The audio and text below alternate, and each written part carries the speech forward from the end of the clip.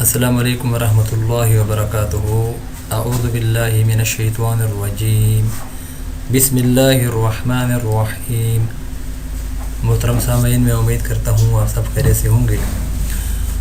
4 دعائیں مانگنے کا اہتمام کیجیے اور پہلے پڑھیے اللہم انی اعوذ بکا، اے میرے پیارے اللہ میں آپ کی پناہ میں آتا ہوں۔ دعا نمبر 1، من جہد البلاء، سخت آزمائش سے۔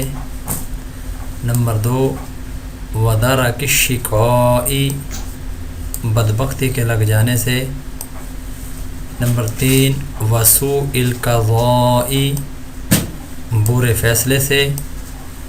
نمبر 4، وشماتۃ الاعداء، اور دشمنوں کے خوش ہونے سے۔ صحیح بخاری کے اندر یہ حدیث موجود ہے، کتاب القدر باب ہے، حدیث نمبر 6616۔ محترم سامعین، میں دعا کرتا ہوں کہ اللہ رب العزت ہم سب کو یہ دعائیں معمول اپنا بنانے کی توفیق عطا فرمائے، اور اللہ رب العزت ان کے اوپر ہمیں عمل کی بھی توفیق عطا فرمائے۔ اللہ آپ سب کا حامی ناصر۔